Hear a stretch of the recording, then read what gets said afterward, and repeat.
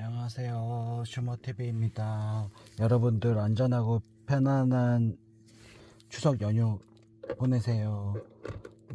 제가 추석 연휴 때 이제 가족들하고 고향 이제 다녀오시면서 뭐 이런저런 황당한 이제 사고나 아니면은 뭐 주차를 해놨는데 불미스러운 일을 당하시거나 아니면 뭐 차량 충돌 사고 뭐 그런 거를 이제 겪게 되시면은 뭐 명절이고 뭐 바쁘고 고향도 가야 되는데 이런저런 건 이제 많이 당황하시고 뭐 놓치는 부분들을 제가 최근 한 5년간 그 자동차를 몰면서 느낀 부분에 대해서 좀 꿀팁을 알려드리려고 이렇게 영상을 찍고 있습니다. 좀 길어질 거예요. 한 5분 정도 걸릴 건데 5분 안에 제가 5년 동안 피부로 체감한 사항에 대해서 좀 말씀을 드릴게요. 잠깐 물 한 잔만 마시고요.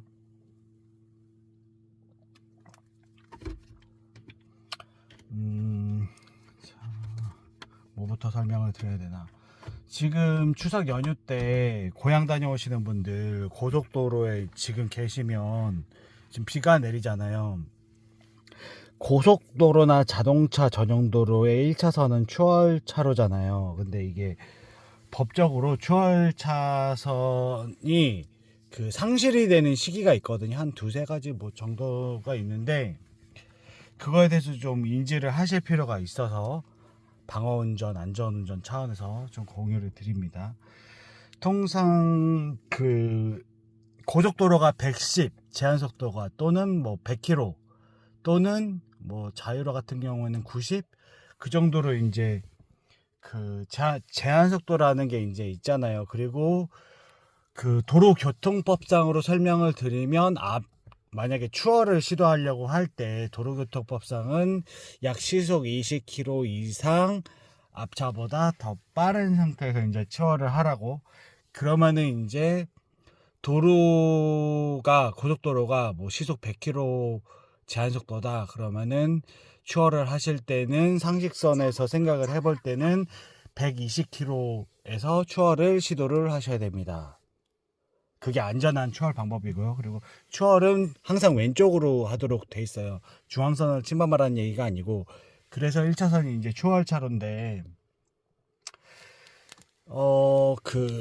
예를 들면은 적재함이 있는 코란도 스포츠, 칸 스포츠 그런 차들 있잖아요. 1년에 25,000원 세금 내는 차들은 절대 추월 차선 1차선을 주행을 할 수가 없어요. 그 이유는 화물차기 때문에 화물차 전용 도로를 이용을 하셔야 됩니다. 만약에 1차선 추월차로에 코란도 스포츠나 뭐 그런 차들이 가면은 그냥 불박으로 국민신문고 안전신문고 신고하잖아요. 그러면은 그 벌금 나갑니다. 상식선에서 참고하시기 바랍니다. 다시 처음으로 돌아가서 그 추월 차선이 효력이 상실이 되는 시기가 첫 번째는 이제 서행 구간이 있잖아요. 근데 도로교통법상 어떻게 되어 있냐면 시속 80km 미만으로 서행을 하는 구간은 추월 차선 효력이 사라집니다. 그 즉시 사라지고요. 그러니까는 주행 차선이 돼요. 그렇게 이해를 하시면 돼요.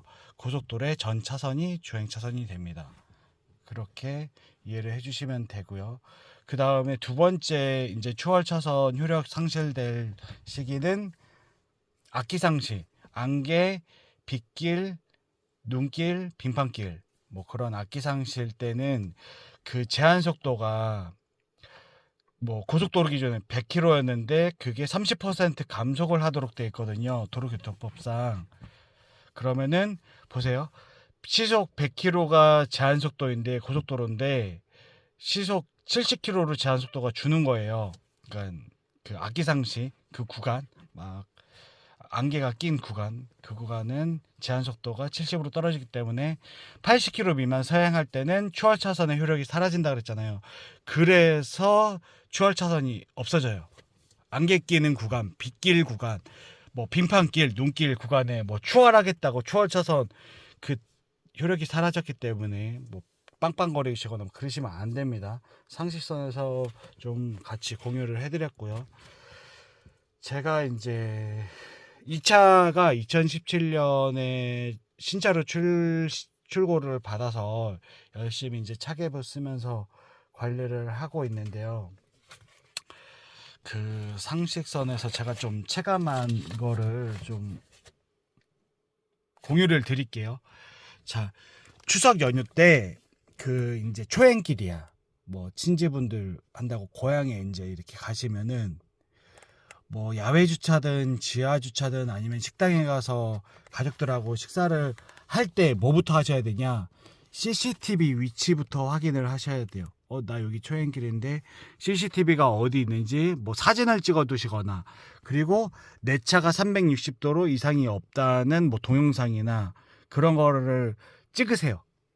찍어 두셔요. 이게 나중에 불미스러운 일 발생이 되면은 어떤 거를 시비를 거냐면요, 네 차 원래 사고 나기 전부터 뭐 사이드미러가 깨졌거나 뭐 문짝이 원래 찌그러져 있거나 원래 도색이 벗겨져 있었잖아, 이렇게 시비 걸잖아요. 그거 증명을 내가 해야 돼요. 그렇기 때문에 CCTV 위치, 그러니까 제3자의 시각에서 봐줄 수 있는 증거가 될 만한 CCTV 위치도 찍어 두시고요. 그 다음에 초행길 어디 놀러 가실 때 360도로 내 차가 그러니까 렌터카 빌렸다고 생각하시면 돼요. 내 차가 거기 어디 놀러 가서 초행길에 세웠는데 렌터카를 빌린 거야. 그러면 어떻게 하세요? 렌터카 360도 이상 있는지 없는지 꼼꼼하게 동영상이나 그런 걸 찍어 두시잖아요. 내 차임에도 불구하고 렌터카 빌린 것처럼 그렇게 해 두실 필요가 있어요. 그래야 나중에 불미스러운 일이 발생이 됐을 때 이제 제시를 하고 있는 거죠. 나 분명히 멀쩡했는데 물피도제를 당했다, 주차 테러를 당했다, 그런 거를 이제 신고를 하면은 되고요. 이게 어떻게 하셔야 되냐면요, 제가 이제 예를 들면 6월 달 정도에 대물뺑소니를 당했어요. 그냥 멀쩡하게 이렇게 아파트 주차장에 주차를 해놨거든요. 근데 뭐 다음날 이제 가족들하고 이제 식사를 하려고 갈 조수석 펜다 쪽에 찌그러져 있는 거죠. 뭐 도색도 벗겨져 있고 좀 심하게 찌그러져 있어서 저는 억울한 거죠. 뭐 조수석 쪽 펜다를 제가 뭐 주차를 하면서 박을 일도 없고, 왜냐면 포터 적재함 높이 정도 되더라고요, 그 충돌 부위가. 그래서 제가 어떻게 해결했냐면 어떻게든 불박하고 막 이런 거를 확인을 해보려고 했는데 불행하게도 뭐 불법 영상이 안 찍혔더라고요, 측면이라. 그래서 이 아파트 관리실 그 CCTV 있잖아요, 그거 영상을 해서 가해 차량을 좀 이제 찾으려고 했는데, 아파트 주차장에서 하시는 말씀이 이게 개인정보법 때문에 너를 충돌한 차를 찾기 위해서 다른 사람들의 프라이버시가 침해되지 않냐, 그래서 뭐 1시간이건 2시간이건 너가 가해 차량을 잡겠다고 열람하는 것 자체가 그 장시간에 하는 게 어렵다, 개인정보법 때문에 열람이 좀 힘들 것 같다, 그런 식으로 이제 답변을 하시길래 어떻게 했냐면요, 고민을 하다가 국민신문고에 제 차 그 찌그러진 사진이랑 제 차 주차 위치랑 그 다음에 CCTV 제가 위치 확인해야 된다 그랬잖아요. 제 차가 주차된 곳을 찍고 있던, 아니면은 그 가해 차량이 제 차를 박는 게 찍힐 만한 CCTV 위치를 포함해서, 사진 찍은 거 포함해가지고 국민신문고로 이제 지푸라기 잡는 심정으로 그 신고를 했습니다. 그래서 한 이틀인가 3일 뒤에 이제 경찰관님이 국민신문고 이제 관할 경찰서 있잖아요. 그러니까 기본적으로 그 신고를 국민신문고에 신고를 하실 때 그 경찰서로 지정을 할 수 있거든요. 그 주차장이 주소지를 관할하는 관할 경찰서에 신고를 하셔야 돼요. 그래서 이제 제 차가 주차된 지역에 그 관할 경찰서, 파출소 말고요, 경찰서 이제 교통조사계 그 경찰관님이 이제 전화를 주셔서 저는 억울하다, 대물뺑소니 당했다, 그래서 그 사진들 그런 거에서 이제 정황을 쭉 설명을 드렸고요. 이제 경찰관님이 하시는 말씀은 일단은 신고하는 시기가 그러니까 사고를 인지하고 최대한 빨리, 왜냐면은 그 영상들이 시간이 지날수록 가해 차량을 그 찾기가 점점 힘들어진다고 하시더라고요. 그래서 최대한 빨리 3일 이내에 신고하는 걸 추천을 드리고요. 그리고 경찰관님이 하시는 말씀이 정확하게 내 차가 멀쩡했던 마지막 시간을 좀 많이 얘기를 해요. 그러니까는 이게 무슨 얘기냐면은 운행을 마치고 주차를 했어. 그러면은 그 정확한 주차한 시간, 내 차가 멀쩡했던 주차를 한 마지막 시간, 그 다음에 그 이제 다음날 이제 제가 식사하러 갈 때 이제 그거를 발견을 했잖아요. 그러면은 그 시간, 정확한 시간, 뭐 몇 날, 몇 월, 며칠부터 그 사고를 인지하게 된 그 시간을 최대한 짧게 알려주시면 경찰관님이 그 집중적인 그 CCTV 영상을 다 확인하시는데 그 시간대 2시간, 3시간 뭐 그렇게 그런 거를 좀 많이 경찰관님께서 도움이 된다고 하시더라고요. 그래서 결국에는 그 도망가셨던 대물뺑소니 도망가셨던 그 가해 차량 붙잡았어요. 어렵게 붙잡아서 보험 처리하시면 됩니다. 그리고 자동차 보험 수리를 할 때 이제 꿀팀 이제 나갈 건데요. 자, 자동차 내과실이 일단은 0%죠. 대물뺑소니는 내과실이 없죠. 내가 운행을 하면서 한 게 아니니까. 내과실이 0%면 요 마크처럼 내과실이 0%면 할증이 일단 안 붙어요. 자차 처리를 하셔도. 왜 이게 자차 처리할 때 할증 안 붙는 게 왜 중요하냐면요. 누군가는 박았어. 예를 들면은 한거 보세요. 대물뺑소리로 누군가는 내 차를 박았어. 내과실은 0%야. 근데 아직 못 잡았잖아요. 예를 들면 그러면 급하니까 차를 뭐 빨리 입고를 시키겠다, 아니면 빨리 수리를 하고 내가 출퇴근할 때 다시 써야 된다. 그러면은 자차 처리를 먼저 하세요. 그러면은 경찰에 신고는 한 상태고 가해자는 붙잡지 못했지만 그 접수번호라는 걸 줘요. 경찰에 그 접수번호를 근거로 해서 자차 처리를 하고 그 내과실이 0%이기 때문에 자기 부담금 뭐 20% 30% 내시면 환급됩니다. 경찰 조사 뭐 끝나고 나서 뭐 가해자 잡든 못 잡든. 그래서 그 가해자를 많이 잡았다 그러면 그 사람 상대 보험사 이제 대물 접수 번호로 이제 수리를 하시면 되는 거고요. 그 다음에 자차 수리를 만약에 하셨어도 내 과실이 0%면 그 자기부담금 내셨던 20% 30% 자차 처리 만약에 하셨어도 자기부담금 내 돈입니다. 그래서 받으실 수 있고요. 환급 요청하세요. 그 다음에 할증 안 붙고 그 두 가지는 상식선에서 좀 알아두시면 좋겠다는 생각을 했어요. 대물뺑소니 주차 테러 당했을 때의 조치 요령 가장 초간단으로 하는 방법에 대해서 설명을 드렸고요. 자, 두 번째는 어디 음식점이나 아니면은 이게 마트 같은데 이제 갔는데 이제 나는 추석 선물 살라고 주차를 해놨는데 시동 걸고 이제 짐 싣고 봤더니 사이드미러가 깨져 있네. 뭐 그런 경우도 있잖아요. 그러면은 여기서 이제 또 중요한 게 제가 분명히 이제 어디 초행길이나 그런데 가시면 내 차가 360도로 이상이 없다는 동영상이든 사진을 좀 찍어 두시라고 말씀을 드렸잖아요. 그게 첫 번째예요. 내 차가 그 마트에 쇼핑을 보기 전에는 이상이 없다는 거를 증명이 돼야 되고, 그게 첫 번째예요. 두 번째는 CCTV 위치. 그 내 차를 어떤 차가 쿵 박았을 증거가 될 만한 CCTV 위치를 사진을 찍으라고 했잖아요. 그거를 가지고 이제 어디를 가냐? 그 바리케이트로 이제 승인된 차량만 들어오거나 아니면 이제 마트에 고객이 들어왔다가 유료 주차장 같은 경우 있잖아요. 그러니까 마트 영수증을 근거로 해가지고 차단기가 열려. 예를 들면 이제 뭐 마트 요새는 이제 그 전자 계산으로 해가지고 사전 정산 같은 거 많이 하잖아요. 그럴 때 이제 그 영수증을 이렇게 바꿔서 삑 찍잖아요. 그거를 물건을 구입했다는, 식당에서 밥을 먹었다는 거를 근거로 해가지고 주차를 하는 대형 마트나 뭐 식당이나 그런 데는 영업배상 손해 보험 뭐 그런 게 있어요. 그래가지고 그 주차장을 관리하는 관리실에 가셔서 영업배상 그 있냐, 그래서 거기에 있다고 하면은 자차 처리를 하고 그렇게 처리를 하시면 됩니다. 그래서 내 보험사에서 구상권으로 내 자차 수리한 그 수리비를 그 그 마트, 주차 관리소나 그 마트에 이제 청구하는 거죠. 그렇게 이제 이해를 하시면 됩니다. 그래서 웬만한 거는 그렇게 뭐 불미스러운 일을 추석 연휴 기간에 당하셨으면은 그렇게 하시면 되고요. 자, 이제 자차 수리를 한다는 거에 좀 집중적으로 좀 설명을 드리면,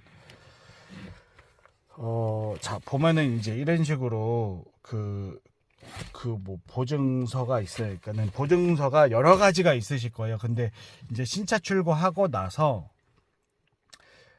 예를 들면 틴팅, 지금 틴팅이 돼 있죠. 이 틴팅에 대한 보증서 통상 7년, 10년 뭐 그렇게 보증을 하거든요.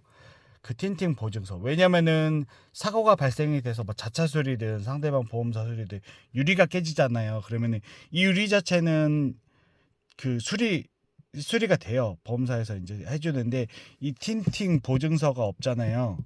틴팅 보증서. 그러니까 뭐라 그래야 되지? 예, 이런 틴팅 보증서가 있으면은 그 상대방 보험사에 이 틴팅비까지 청구를 할 수가 있어요. 두 번째는 이제 유리막 코팅이나 뭐 PPF 같은 건데, 아니면 예를 들면 사이드 스텝 뭐 그런 건데요. 자, 보험에, 그러니까는 이게 제일 좋은 거는요. 이 이제 내 보험에 그 틴팅이든, 그러니까 보증서가 있는 모든 것들, 틴팅이든 사이드 스텝이든 아니면 뭐 유리막이나 PPF든 그런 거를 내 자차에 특별약관이나 그걸로 포함을 하시면 자차 수리할 때도 보증이 됩니다. 그래서 만약에 내 차에는 포함이 안 된대, 저 같은 경우에도 내 차에 포함이 안 되면은 그 보증서라도 이제 제시를 하는 거죠. 예를 들면 물피도주나 뭐 주차 테러나 아니면은 뭐 사고가 났는데 내 과실이 100%가 아니라 상대방 과실이 많고 내 과실은 뭐 10%, 그럴 때도 이제 보증서가 있는 것들은 보험사에서 처리를 할 때 뭐 예를 들면 뭐 이런 것도 보증서 같은 거 있잖아요. 시공을 한 보증서도 시공을 이제 하시고 이제 보험으로 처리를 하시는 게 제일 현명하게 내 돈 들이지 않고 처리하는 방법입니다. 여기까지 이제 그 수리에 대한 거를 쭉 설명을 드렸고요. 이제 대인 쪽에 대해서 제가 좀 느낀 게 있어서 설명을 좀 드릴게요.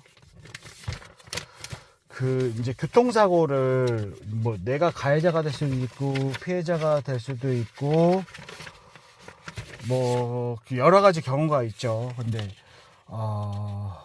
이제 일단은 아프면 치료를 해야죠.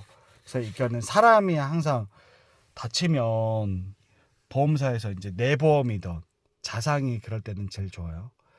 자상 꼭 가입을 하시고요. 자상이 내가 가해자도 내가 피해자인 것처럼 다 보상을 해줍니다. 병원비 같은 거 다. 그게 자동차 상해. 그게 그래서 좋고요. 자, 이제 내과실이 없어. 저 같은 경우에는 이제 한 며칠 안 됐어요. 며칠 전에 그 이중실선의 1차선을 그 서울 시내였는데 1차선을 주행을 하고 있었는데요. 내 차는 이렇게 가고 있는데 갑자기 뒤에서 쿵 소리가 나면서, 그러니까는 저는 운전하니까 그 내 차가 부딪혔다는 건 이제 쿵 소리하고 충격으로 인지를 한 거죠. 그 뒤에 차가 뭐 얼마나 급하신지 모르겠는데 좌회전을 하시겠다고 이중실선 좌회전 차선도 아직 없는 상태에서 중앙선을 침범을 하셔서 제 차를 받고 도망가시려고 하시더라고요. 처음에. 그러니까 몰랐대. 처음에. 그럼 뺑소니인 거죠. 몰랐으면 뺑소니인 거죠. 그래서 도망을 갔다 그럼 뺑소니로 국민신고에 신고를 하시고요. 그 자차 수리하고 이제 대인하고 뭐 이제 그렇게 하시면 되고. 이제 저 같은 경우는 어떻게 했냐. 잡아야 돼. 내 차 뒤에서 박았으니까 중앙선 침범해서 12대 중과실 사고니까 클락션 눌리고 비상등 켜가지고 알렸어요. 사고 사실을. 그래서 저 앞에 30m 가서 멈추시더라고요. 가해 차량이. 그래서 그때가 출근 시간대였고 뭐 둘 다 뭐 저도 그런 경우가 처음이라 당황해가지고 어떻게 해야 될지도 모르겠고 뭐 가해자도 뭐 마찬가지고. 그래서 일단은 제가 이제 일단은 제 차 박았으니까 수리를 해야 되니까 대물 접수번호 달라고 하고 연락처를 제가 물어봤어요. 제가 물어봐서 연락처가 어떻게 되시냐, 저 대물 접수번호 받아야 되니까. 그래서 그분이 말씀해 주신 휴대폰번호 전화해가지고 현장에서 바로 전화를 걸고, 이거 제 전화번호니까 대물 접수번호 알려달라고 그렇게 하고, 이제 출근 시간 때 차가 엄청 밀리니까 이제 헤어졌어요. 근데 이게 문제가 뭐냐면은 한 이틀인가 지났는데 목하고 어깨하고 허리가 너무 아픈 거예요. 제가 일단은 차는 맡긴 상태죠. 수리하려고 맡긴 상태인데 너무 아파서 가해자 보험사 무슨 손해사상인가 그분께 말씀드려서, 저희 지금 너무 아픈데 대인 접수가 안 돼 있는 상태라서 지금 병원을 못 가고 있다. 그래서 대인 접수를 좀 해달라고, 가서 검사라도 좀 받아보게. 그래서 대인 접수가 이제 됐거든요. 그래서 이제 지금 제가 직장 생활이 너무 바쁘다 보니까 입원을 못했어요. 그 직장에서 입원하지 말라고, 회사 일 바쁘니까 그냥 통원 치료를 하라고 그렇게 하셔가지고 뭐 어쩔 수 없이 통원 치료를 했는데요. 하시면 됩니다. 대인 접수되면은 뭐 검사하는 거 MRI 찍거나 아니면은 뭐 염자 같은 거 아니면 약 받고 막 그런 거 다 상대방 보험사로 다 되니까, 그렇게 해서. 그러니까는 의사 선생님이 하시는 말씀이 일단은 보세요. 가해 차량이 어떻게든 멈추려고 브레이크를 제동을 하면서 부딪혔을 때의 충격하고, 저 같은 경우에는 뒷차가 뭐 추월을 하시겠다고, 그러니까는 저 좌회전 신호 받아서 가시겠다고 악셀을 밟은 상태에서 제 차를 바꾸서 가신 거죠. 퉁 치고서 간 상태에서 멈추면서 부딪힌 게 아니라 가속을 하면서 부딪혀가지고, 그 충격이랑 이게 나나 가해 차량이 판단할 게 아니에요. 그냥 의사 선생님 진단서를 이렇게 판단하는 거라서, 검사라든지 아니면은 의사 선생님에게 초진 받을 때, 진찰 받을 때, 아니면 아파서 가셨을 때 최대한 상세하게 설명을 해주세요. 의사 선생님께 있는 거 그대로 해가지고. 교통사고가 영상이 잠깐 끊겨가지고 이어서 설명을 드리겠습니다. 자, 짧게 이제 핵심 요약을 해드릴게요. 뭐 장하게 한 20분 설명을 했는데, 1세대 실의료비 보험이 가입이 돼 있는지 안 돼 있는지 잘 모르시잖아요. 내가 1세대 실비 보험이 있는지 없는지. 그러면은 어플 중에 어카운트 인포라는 어플이 있어요. 그거를 일단 설치를 하세요. 그리고 개인 인증하신 다음에 어카운트 인포에서 이제 내가 가입한 전 계좌도 조회가 되는데, 내가 가입한 전 보험, 내가 모르고 있었던 보험도 다 싹 다 검색을 해줍니다. 그래서 어카운트 인포를 통해서 실비 보험이 있는지 가입이 되어 있는지, 첫 번째가 그렇게 이제 조회를 하시고요. 1세대 실비 있는지 없는지 그거 하시고, 그 다음에 쭉 치료를 받으세요. 쭉 치료를 받고 나서 내가 이제 뭐 피해자든 가해자든 보험으로 이제 대인으로 해가지고 치료를 받으시잖아요. 그게 이제 끝났어. 대인으로 해서 이제 보험사에서 만약에 종결이 되잖아요. 보상 종결이 되면 뭐가 있냐면은 병원이든 보험사에 치료비 지급 결의서라는 게 이제 발급이 될 거예요. 그게 뭐냐면은 내가 이제 사고 나서 치료를 받았는데 총 의료비 총액에 대해서 금액이 명시가 된 지급 결의서라는 거를 줄 거예요. 그러면은 그거를 저 같은 경우에도 이제 몰랐었는데 1세대 실비가 있더라고요. 그래서 1세대 실비 보험이 있으시면은 지급 결의서 한 장만 내 실비 보험사로 보내세요. 보험 청구를 하면은 이게 어떻게 되냐면요. 나는 피해자야. 그래서 나는 교통사고가 났는데 피해자고, 상대방 보험사로 보험비를 이렇게 처리를 했잖아요. 병원비를 뭐 MRI도 찍고 뭐 약도 받고 뭐 물리치료도 받고 뭐 추나요법도 하고 뭐 그런 식으로 했잖아요. 그러면 의료비 총액에 대한 거에 50%를 내 의료 실비에서 보상을 해줍니다. 이게 무슨 얘기냐면요.